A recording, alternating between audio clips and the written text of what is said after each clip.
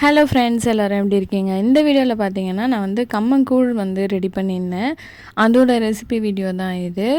உங்களுக்கு ஆல்ரெடி கம்மங்கூழ் பண்ண தெரியும்னா இந்த வீடியோவை ஸ்கிப் பண்ணிக்கோங்க. தெரியாதவங்க இந்த வீடியோவை கண்டினியூ பண்ணி பாருங்கள். இப்போ தான் நீங்கள் ஃபர்ஸ்ட் டைம் நம்மளோட சேனல் பார்க்குறீங்கன்னா மறக்காமல் நம்மளோட சேனலுக்கு சப்ஸ்கிரைப் பண்ணிக்கோங்க. நான் வந்து 1 கப் வந்து கம்பு வந்து எடுத்திருக்கேன். இது வந்து நாட்டு கம்பு. அதை வந்து நல்லா ஒரு 2-3 டைம்ஸ் நல்லா வாஷ் பண்ணிவிட்டு அதை நல்ல தண்ணி ஊற்றி வந்து ஊற வச்சுருக்கேன். நான் இது வந்து ஓவர் நைட் வந்து ஊற வச்சுருக்கேன். ஆனால் இது ஒரு 2-3 மணி நேரம் ஊறினாலே போதும். நான் வந்து ஆனால் ஓவர் நைட் ஊற வச்சுட்டு நெக்ஸ்ட் டே மார்னிங் பார்த்தீங்கன்னா அது நல்லா வந்து தண்ணியெல்லாம் ஃபுல்லாக வடிகட்டி எடுத்துட்டு இதை மிக்சியில் போட்டு ஒரு கொரகொரப்பாக பவுடர் மாதிரி அரைச்சி எடுத்துக்கிட்டேன். ஏன்னா நமக்கு வந்து அதை குக் பண்ண ஈஸியாக இருக்கும். முழுசாக போட்டோன்னா இது குக் பண்ண ரொம்ப நேரம் ஆகும். இந்த மாதிரி வந்து கொஞ்சம் கொரகொரப்பாக அடித்து எடுத்துட்டதுக்கப்புறமா நான் வந்து குக்கரில் தான் பண்ண போகிறேன். குக்கரில் வந்து பார்த்திங்கன்னா தண்ணி வச்சுட்டு கொஞ்சம் சூடானதுக்கப்புறமா நம்ம அரைச்சி வச்சுருக்க இந்த கம்பு பொடியை வந்து கொஞ்சம் கொஞ்சமாக அதில் சேர்த்து நல்லா கட்டி இல்லாமல் மிக்ஸ் பண்ணிக்கலாம். இது வந்து நல்லா மிக்ஸ் பண்ணதுக்கப்புறமா பார்த்திங்கன்னா ஒரு கட்டியான ஒரு ஸ்டேஜுக்கு வரும் இல்லையா, அந்த பதம் வந்ததுக்கப்புறமா நம்ம குக்கரை மூடி வந்து நம்ம விசில் போட்டுக்கலாம். ஒரு 4-5 விசில் கிட்ட வச்சு எடுத்துக்கலாம் நம்ம. உப்பெல்லாம் வந்து இப்போ நம்ம சேர்க்க வேணாம். ஏன்னா நம்ம இது கட்டியானதுக்கப்புறமா இதை எடுத்து தனியாக தான் நம்ம கரைக்க போகிறோம். இது வந்து குவான்டிட்டி நிறையா இருக்கும்.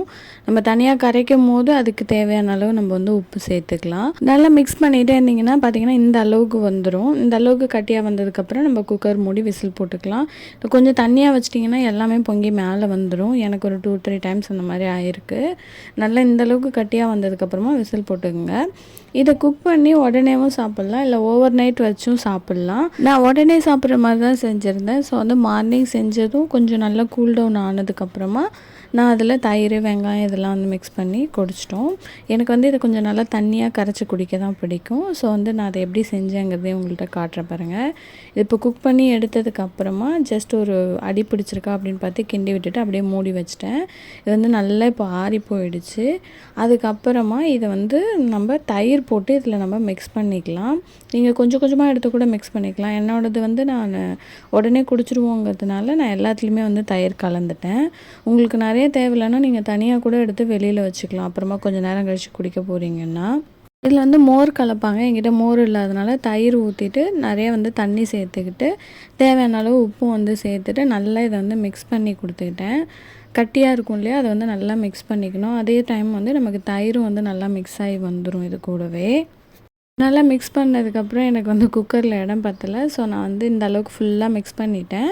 அதுக்கப்புறமா இதில் இன்னும் தண்ணி ஊற்றி கரைக்கிறதுக்காக நான் தனியாக ஒரு பாத்திரத்தில் எடுத்துட்டு பச்சை மிளகா இல்லாமல் வந்து பசங்களுக்கு கொடுத்தேன். நான் வந்து கொஞ்சோண்டு பச்சை மிளகா நறுக்கி போட்டு குடித்தேன். அந்த ஃப்ளேவர் வந்து நல்லாயிருக்குங்கிறதுனால பசங்களுக்கு மேலே எக்ஸ்ட்ராவாக தண்ணி சேர்த்துட்டு கொஞ்சமாக வெங்காயம் சேர்த்துட்டு மிக்ஸ் பண்ணி பசங்களுக்கு வந்து கொடுத்துட்டேன். ரொம்பவே சூப்பராக இருந்தது. இந்த மாதிரி நீங்களும் கண்டிப்பாக ட்ரை பண்ணி பாருங்கள்.